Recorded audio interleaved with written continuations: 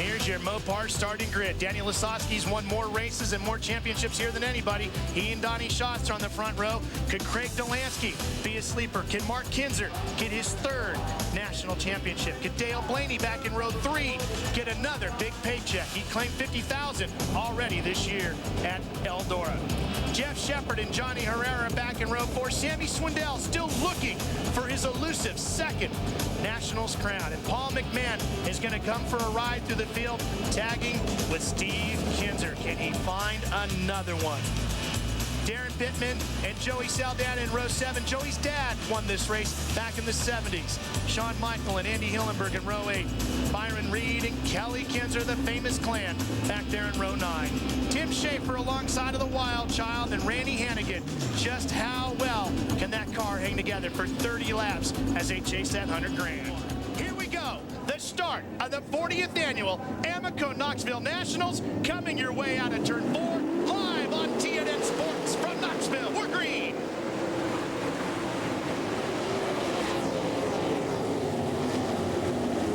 Lasowski takes the lead coming off of turn number 2. Mark Kinzer comes up inside of Donnie Schatz to take second place away. And the lead as they come off of 4.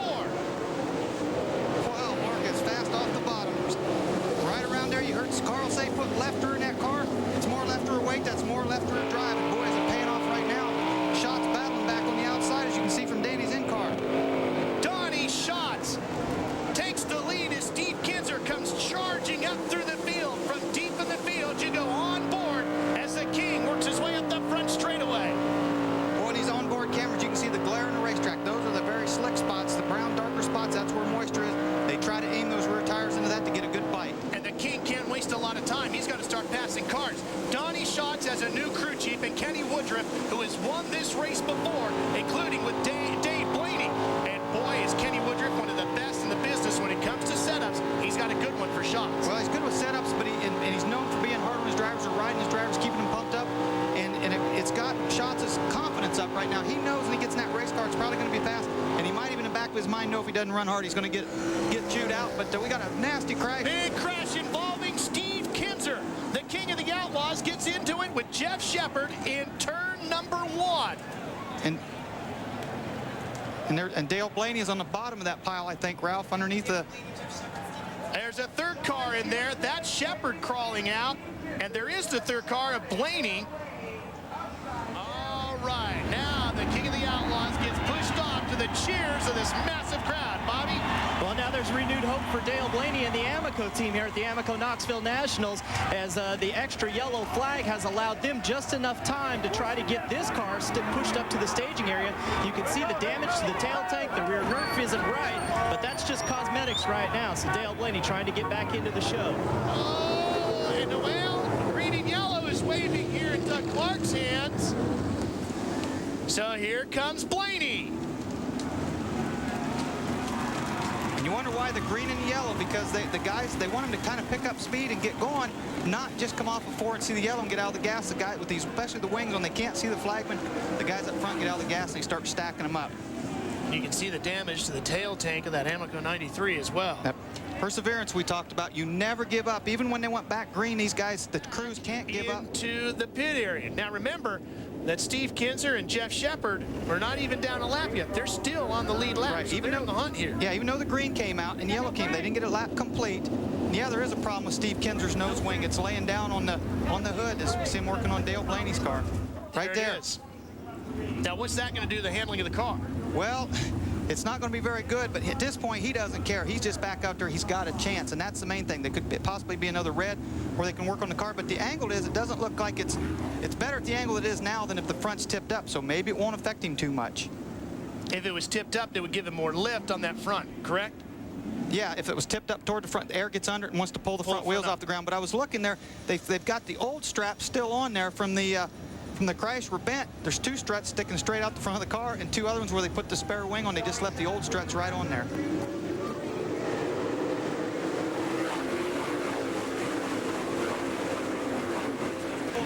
Danny Lasowski changed the gear on that last red too. Probably went to a lower gear to give him a better shot off the bottom, and there it seems to be working. He gets inside of Craig Delansky as you go on board the Advanced Auto Parts camera with Lasowski working the bottom. Shots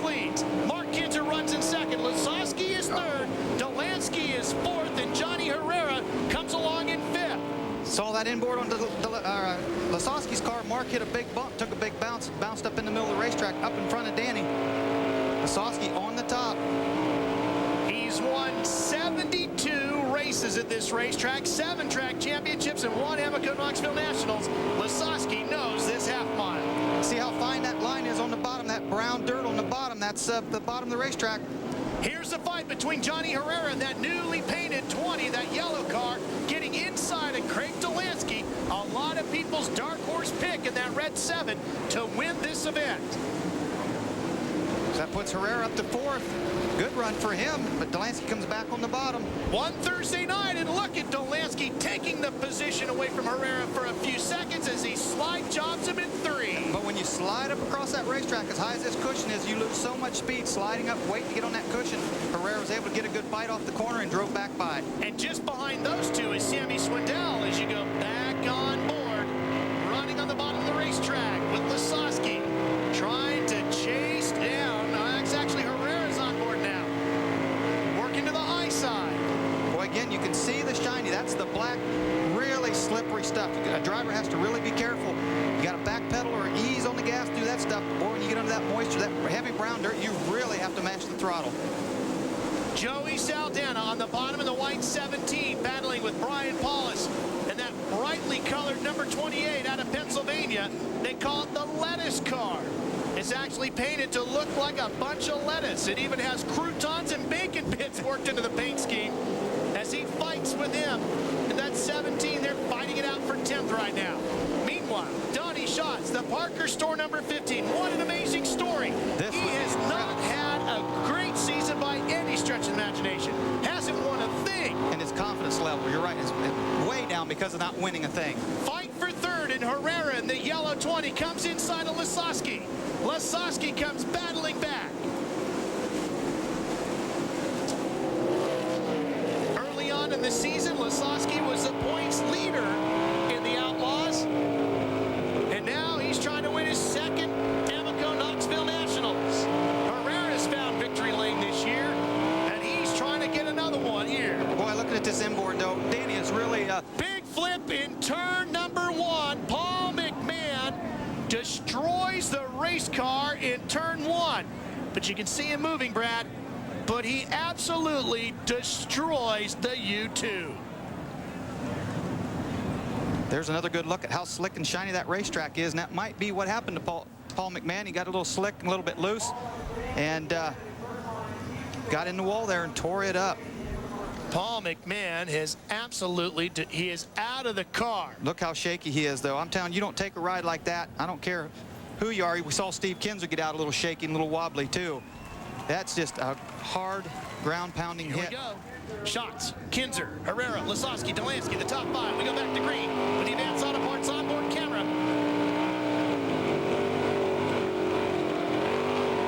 Shots hangs on to the lead, coming off of turn number 2.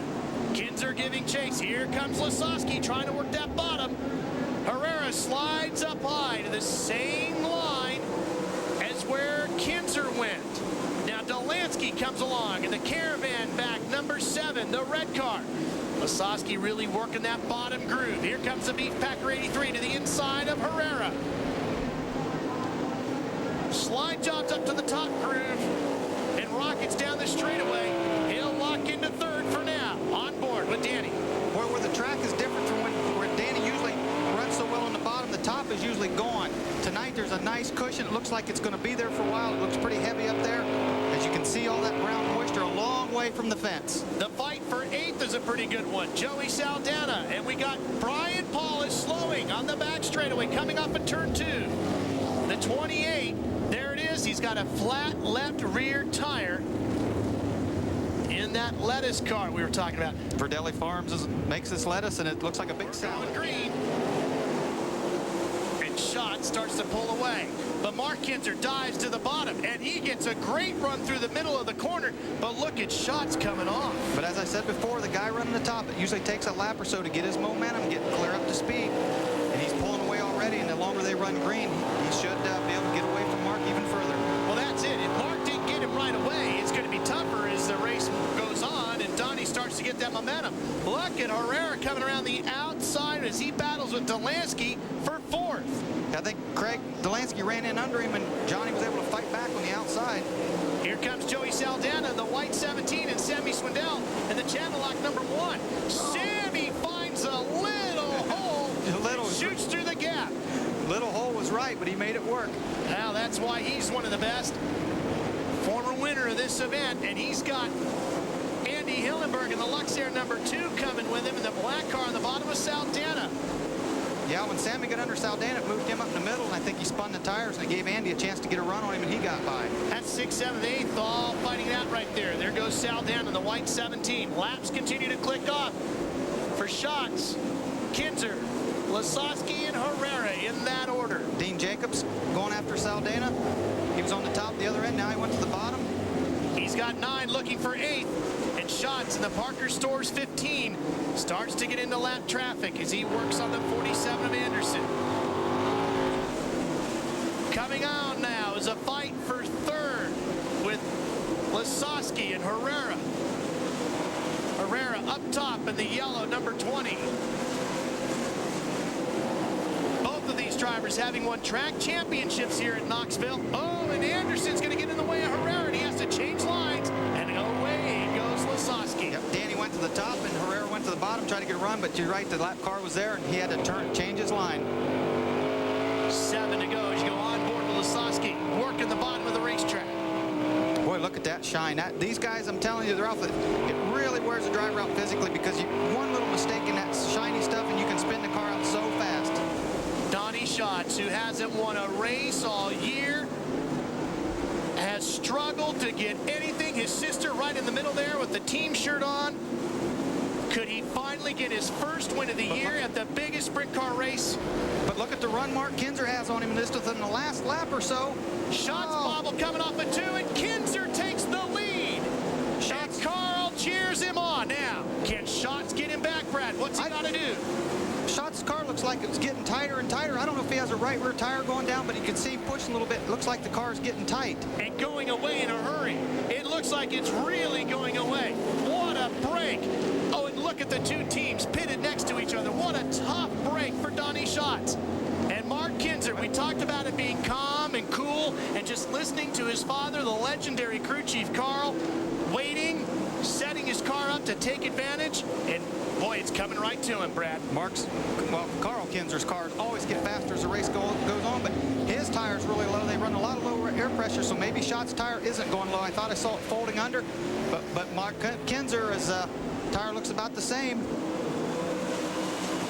We've talked so much as Haudenschild works his way up through the field. He's up to 9th in that black car on the bottom. From all the way from the back, too.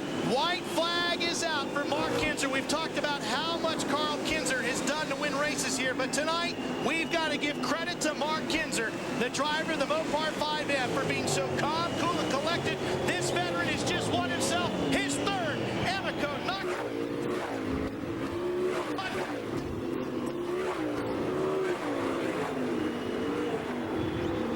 Kinzer has done it again.